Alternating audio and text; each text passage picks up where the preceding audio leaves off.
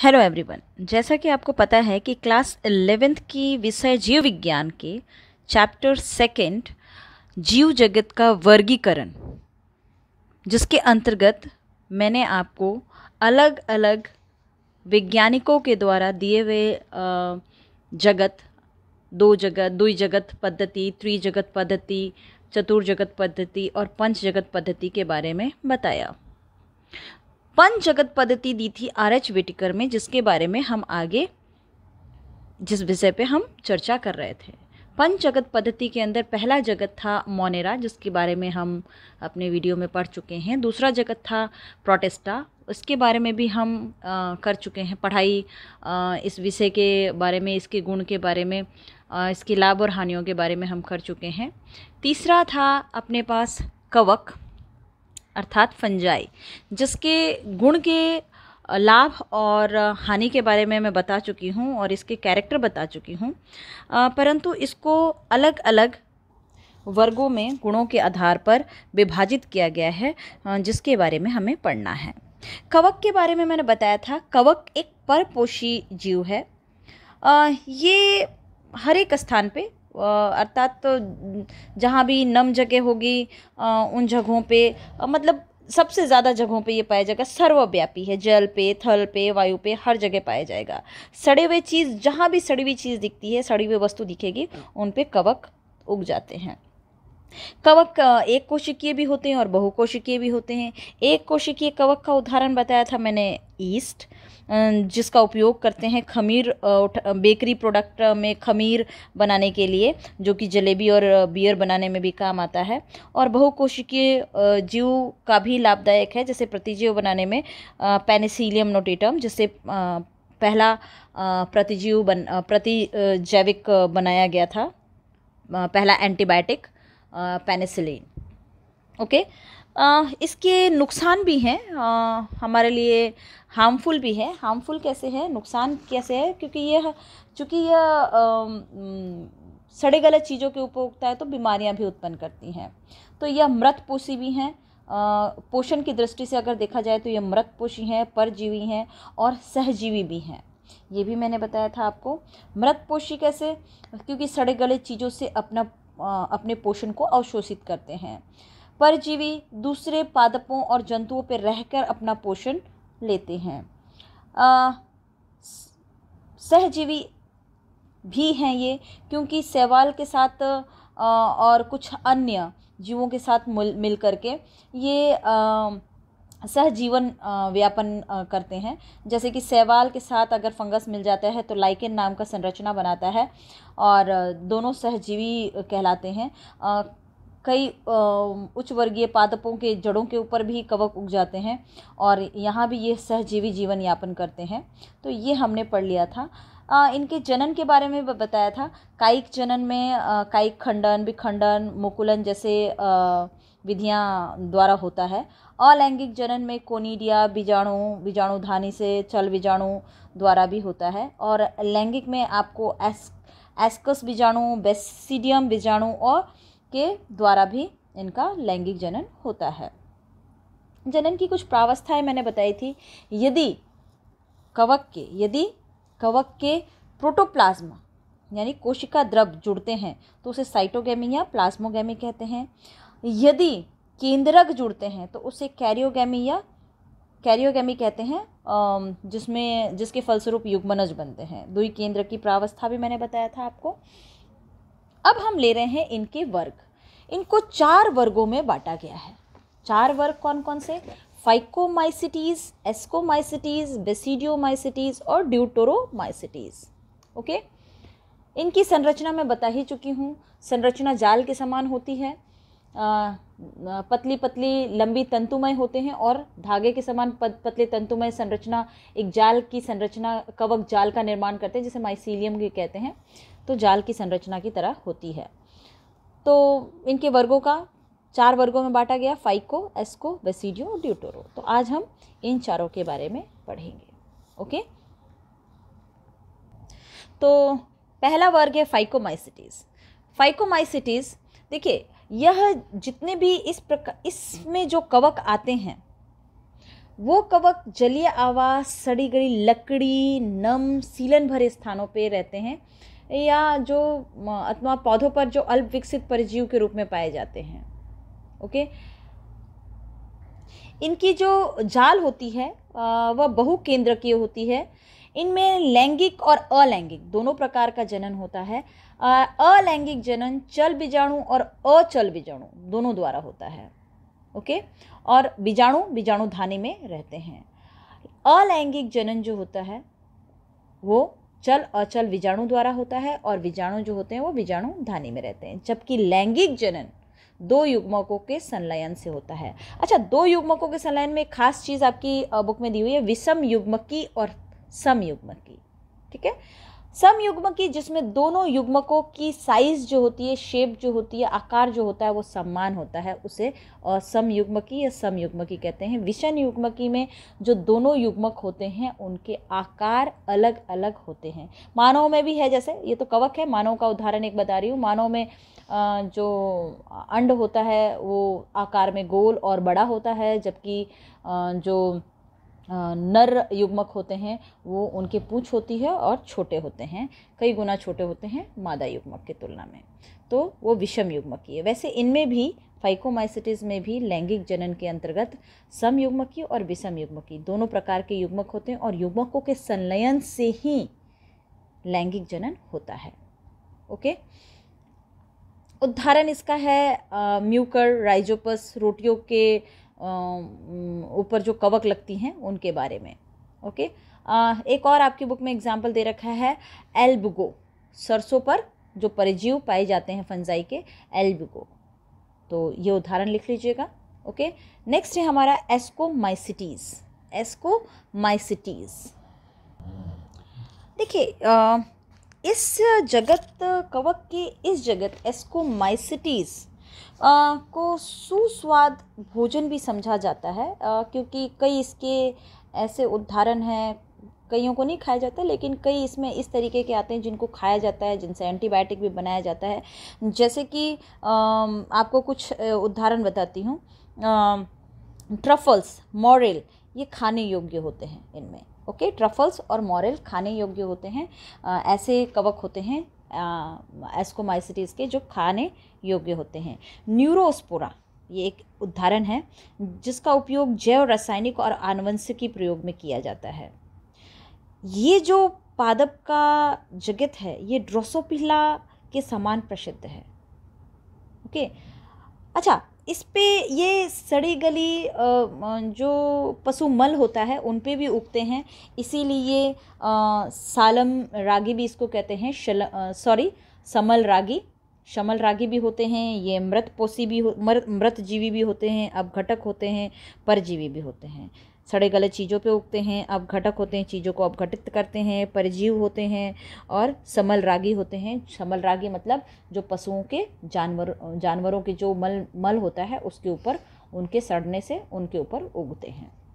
Okay, यह थैले fungi भी इनको कहते हैं, याद रखिएगा, इन्हें थैली फंजाई भी कहते हैं। अच्छा, इसमें एक कोशिकीय का उदाहरण ईस्ट है। एक कोशिकीय जो होते हैं उनमें ईस्ट, सैक्रोमाइसीज कहते हैं जैसे, और बहुकोशिकीय में पेनिसिलियम। बहुकोशिकीय में इसका उदाहरण पेनिसिलियम होता है। पेनिसिलियम आपको पता ही है, इससे एंटीबायोटिक बनाई जाती है। एक और चीज़, इनके कवक जाल जो होते हैं वो शाखित होते हैं, और यह लैंगिक अलैंगिक दोनों जनन करता है। परंतु अलैंगिक जनन करता है जो, तो उसके बीजाणु जो होते हैं वो कोनिडिया, उनके बीजाणु को कोनिडिया कहते हैं। और कोनिडिया, जैसे पिछले वाले में हमने पढ़ा था, चल अचल बीजाणु होते हैं जो बीजाणु धानी में उत्पन्न होते हैं, लेकिन इनके बीजाणु कोनिडिया धर में उत्पन्न होते हैं और उसको कोनिडिया कहते हैं। इनके बीजाणु कोनिडिया धर में उत्पन्न होते हैं और उनको इस तरीके के कोनिडिया धर होते हैं। संरचना में बताती हूँ आपको, पेनिसिलियम का ही संरचना बताती हूँ।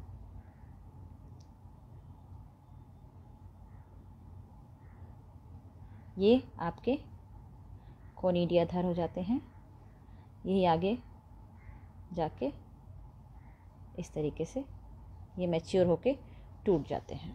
ओके, तो ये कोनिडिया धर होते हैं। अलैंगिक जनन के लिए। वहीं आपके पास जो ये कोनिडिया है अंकुरित होकर कवक जाल बनाते हैं। ओके, ये कोनिडिया ही अंकुरित होकर कवक जाल बनाते हैं और आगे फिर से कोनिडिया खूब सारे कोनिडिया बीजाणु के रूप में उत्पन्न होते हैं। लैंगिक जनन एस्कस बीजाणु द्वारा होता है इसमें। तो लैंगिक और लैंगिक जनन दोनों होता है। अलैंगिक जनन बता दिया मैंने। लैंगिक जनन एस्कस बीजाणु द्वारा होता है जो एस्कोकार्प नाम की संरचना में संरक्षित रहते हैं। ओके, तो ये कुछ एस्कोमाइसिटीज के गुण थे। इनमें जनन किस प्रकार का होता है, लैंगिक और लैंगिक दोनों प्रकार का। कोनिडिया अलैंगिक जनन कोनिडिया से होता है, जबकि लैंगिक जनन एस्कस बीजाणु द्वारा होता है। ओके, नेक्स्ट है बेसिडियोमाइसिटीज। बेसिडियोमाइसिटीज देखिए, बेसिडियोमाइसिटीज जो होते हैं ये सामान्यतः मृतजीवी, परजीवी और कभी कभी सहजीवी भी हो सकते हैं। उदाहरण के लिए पक्सीनिया एगेरिकस। एगेरिकस मतलब मशरूम, उसका बोटेनिकल नेम एगेरिकस है, मशरूम। ओके, देखिए मशरूम जो है, पफ बॉल है, ये मिट्टी में लठ और वृक्ष के ठूंठों पर सजीव पादपों के अंदर परजीव के रूप में उगते हैं। अच्छा, इनका कवक जाल सांखित होता है। अब अगर इनके जनन के बारे में बात करते हैं तो अलैंगिक जनन नहीं होता। ध्यान रखिएगा, अलैंगिक जनन नहीं होता, परंतु कायिक जनन होता है। कायिक जनन खंडन विधि द्वारा होता है। लैंगिक अंग नहीं होते इनमें, लैंगिक अंग नहीं होते। इनके बीजाणुओं का निर्माण बेसिडियस के रूप में होता है। ओके, बेसिडियस के रूप में होता है। लैंगिक अंग नहीं पाया जाता है, तो बेसिडियस के रूप में होता है। प्लाज्मोगेमी। प्लाज्मोगेमी मतलब केंद्रक का दो कोशिकाओं का प्लाज्मा कोशिका द्रव संलयित होता है। हमने जब कवक के लैंगिक प्रावस्था पढ़ी थी तब मैंने बताया था। तो इनमें प्लाज्मोगेमी द्वारा लैंगिक जनन होता है। तो प्लाज्मोगेमी द्वारा दो कायिक कोशिकाओं से के संलयन के फलस्वरूप नया जीव उत्पन्न होता है। अच्छा, द्विकेंद्रक की अवस्था भी इसमें होती है, यानी एक केंद्रक में, एक कोशिका में दो केंद्रक बन जाते हैं और उससे नए जीव का जनन होता है। ओके, तो नया जीव कौन सा बनता है, उसकी द्विकेंद्रक की फलस्वरूप जो नया जीव होता है उसको क्या नाम देंगे, बेसिडियम। ओके, तो बेसिडियम में केंद्रक संलयन होता है, कैरियोगेमी होता है। अच्छा, बेसिडियम बना किससे, अर्धसूत्री विभाजन या समसूत्री। देखिए, कवक जो है इसकी जो शारीरिक संरचना होती है, इनमें अगर कोशिका का बात हम गुणसूत्रों की बात करें तो अगुणित होते हैं। तो अगुणित हमने पिछली बार ही वीडियो में बताया था कवक में कि इसमें अर्धसूत्री विभाजन और समसूत्री विभाजन दोनों प्रकार के विभाजन होते हैं। अर्धसूत्री विभाजन और समसूत्री विभाजन दोनों विभाजनों द्वारा बीजाणुओं का निर्माण होता है। तो अर्धसूत्री विभाजन 4 बेसिडियम बीजाणु द्वारा निर्मित होते हैं। आगे इन्हीं के बारे में हम पढ़ेंगे चैप्टर 3 में कि किस प्रकार से यदि पादप शरीर की कोशिकाओं के अंदर, कायिक कोशिकाओं के अंदर जो गुणसूत्रों की संख्या होगी अगुणित होगी तो अगुणित 4 बीजाणु किस प्रकार बढ़ेंगे या अर्धसूत्री विभाजन उनमें कैसे होगा, आगे पढ़ेंगे। ओके, तो मियोसिस विभाजन होता है इसमें और 4 बेसिडियम बीजाणु बनते हैं। इसमें भी मियोसिस डिवीजन होता है और जो एस्कस नाम के बीजाणु बना रहे थे इनमें भी मियोसिस डिवीजन होता है। ठीक है, मियोसिस यानी कि अर्धसूत्री विभाजन, मियोसिस यानी कि अर्धसूत्री विभाजन दोनों में होता है। ओके, तो इनके कवक सूत्र जो होते हैं पटयुक्त होते हैं, एक केंद्रकी होते हैं, द्विकेंद्रकी भी हो सकते हैं। लैंगिक जनन होता है बेसिडियम के द्वारा होता है, बेसिडियम अर्धसूत्री विभाजन के फलस्वरूप होता है। और इस सदस्य के इस वर्ग के जो सदस्य होते हैं वो मृतपोषी हो सकते हैं, परजीवी होते हैं, कभी कभी सहजीवी भी होते हैं। और उदाहरण मैंने आपको बताया ही, पक्सीनिया एगेरिकस, एगेरिकस मतलब मशरूम। ओके, तो ये इनके, और इसमें सबसे मेन बात अलैंगिक बीजाणु प्राय नहीं होते। ओके, तो बेसिडियम ये है आपके पास बेसिडियोमाइसिटीज के कुछ कैरेक्टर। अब है ड्यूटेरोमाइसिटीज। ओके, देखिए, ड्यूटेरोमाइसिटीज को असल में अपूर्ण कवक कहा गया है, क्योंकि केवल अलैंगिक अथवा कायिक प्रावस्था ही इसमें पाई जाती है। यदि लैंगिक की खोज होती है या लैंगिक जनन पाया जाता है तो उसे इनमें से किसी एक में रख दिया जाता है। ओके, इन प्रावस्थाओं में से किसी एक प्रावस्था में रख दिया जाता है। उचित जो लैंगिक प्रावस्था को देख करके उसे एस्कोमाइसिटीज या बेसिडियोमाइसिटीज में सम्मिलित कर दिया जाता है। ओके, तो ड्यूटेरोमाइसिटीज केवल अलैंगिक बीजाणुओं, जिन्हें कोडिंग्डिया कहते हैं, उनसे ही जनन करते हैं। उदाहरण आपके पास है अल्टरनेरिया, लिख लीजिएगा आप, अल्टरनेरिया, कॉलिटोट्राइकम, कॉलिटोट्राइकम। ओके, तो ये हमारा तीसरा जगत भी आर.एच. व्हिटेकर के द्वारा दिया गया आज इस वीडियो में ख़त्म होता है। हमने मोनेरा जगत कर लिया, हमने प्रोटिस्टा किया, हमने कवक यानी कि फंजाई जगत भी कर लिया और इनके वर्गों के बारे में भी जान लिया। अब हमारा चौथा जगत है पादप जगत। चौथा पादप जगत, चौथा आर.एच. व्हिटेकर के अकॉर्डिंग जगत है पादप जगत। देखिए, पादप जगत के अंतर्गत उन जीवों को रखा गया है जो प्रकाश संश्लेषण प्रक्रिया करते हैं। इनमें क्लोरोफिल होती हैं, यह अपना खाना स्वयं बना सकती हैं, प्रकाश संश्लेषण कर सकती हैं। ये यूकैरियोटिक होती हैं, मल्टीसेल्युलर यूकैरियोटिक, मतलब बहुकोशिकीय यूकैरियोटिक जंतु को रखा गया जो अपना भोजन स्वयं बना सकते हैं, प्रकाश संश्लेषण करते हैं, जिनमें क्लोरोफिल होता है, उनको पादप कहा गया। परंतु इनमें कुछ ऐसे पादप आते हैं जो कीट का भक्षण करते हैं, जैसे वीनस फ्लाइट रैप, और कुछ ऐसे भी आते हैं जो परजीव होते हैं। ऐसे पादप होते हैं जो परजीव होते हैं, दूसरे पादपों पर उगते हैं और उनका पोषण अवशोषित करते हैं, जैसे अमरबेल, कसकुटा जिसको कहते हैं, वो परजीव पादप है। तो ये इस तरीके के भी आते हैं, ये विषमपोषी होते हैं, तो ऐसे पादप भी आते हैं। तो पादपों के बारे में, यूकैरियोटिक है, बहुकोशिकीय होता है, प्रकाश संश्लेषण करता है क्योंकि इनमें क्लोरोफिल होता है। इनकी कोशिका भित्ति जो होती है वो सेलुलोज की बनी हुई होती है। ओके, इनकी कोशिका भित्ति सेलुलोज की बनी होती है। ये इनके कुछ खास गुण हैं। इनको आगे 5 समूह में बांटा गया: शैवाल, ब्रायोफाइटा, टेरिडोफाइटा, जिम्नोस्पर्म, एंजियोस्पर्म। शैवाल, ब्रायोफाइटा, टेरिडोफाइटा, जिम्नोस्पर्म, एंजियोस्पर्म, जिसको हम आगे के चैप्टर में पढ़ेंगे विस्तार से। इनके जनन के हिसाब से बताया जाए तो इनमें देखिए, जीवन चक्र का, अगर जीवन चक्र को बांटा जाए तो जीवन चक्र में 2 अवस्थाएं होती हैं। एक जिसमें बीजाणोद्भिद बनता है, जो कि दोगुणित होती है, यानी कि पूरा पादप का शरीर जो होती है वो दोगुणित होती है, यानी कि 2n गुणसूत्र उसमें पाए जाते हैं। गुणसूत्रों की संख्या दुगुणित होती है उनमें, और इन्हीं दुगुणित से युग्मक बनते हैं जो अगुणित होते हैं। तो 2n से ही क्या बनते हैं? 2n प्रावस्था, जिसको कहते हैं बीजाणुविद, बीजाणोद्भिद, और बीजाणुओद्भिद ही आगे ग्रो करके, वृद्धि करके क्या बनाती हैं? अगुणित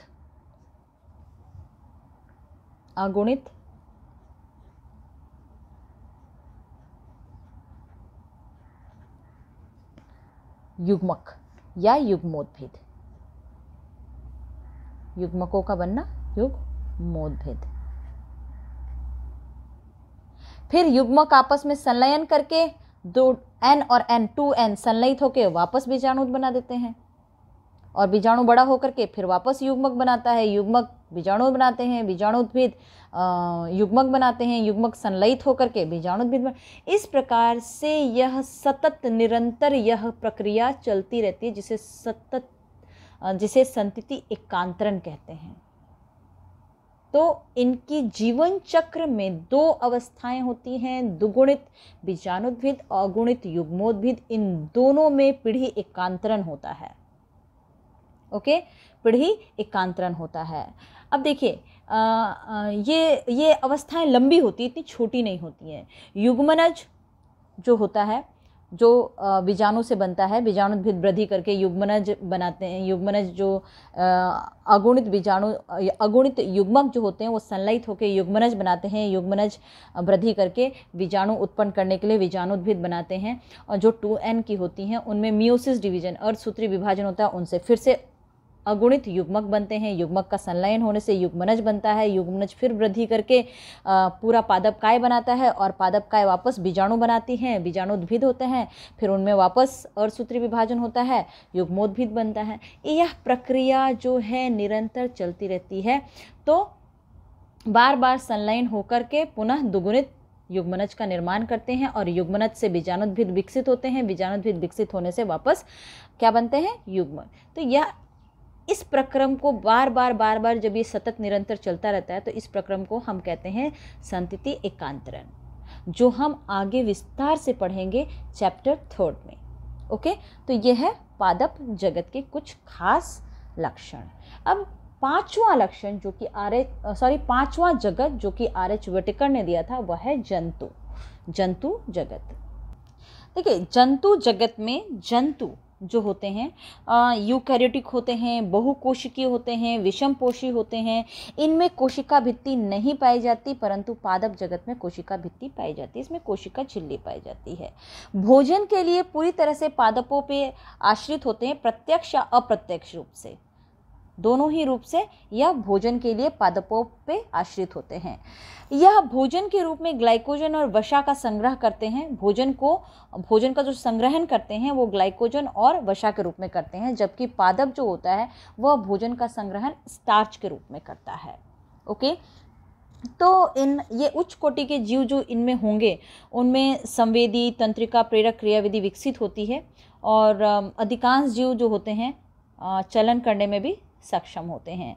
इनमें लैंगिक जनन होता है और लैंगिक जनन नर और मादा युग्मकों का संलयन होने से होता है। नर मादा युग्मक संलयन होते हैं और युग्मनज बनाते हैं। युग्मनज आगे विकसित करके भ्रूण बनाता है और भ्रूण का विकास होता है, जिससे जीव का निर्माण होता है, जिसको आगे हम 4th चैप्टर में विस्तार से पढ़ेंगे। ओके, तो यह है पांचवा जगत R.H. व्हिटेकर के द्वारा दिया गया जंतु जगत। इसी चैप्टर में एक लास्ट टॉपिक और आपका दिया हुआ है विषाणु के बारे में, जिसको हम अपने अगले वीडियो में पढ़ेंगे।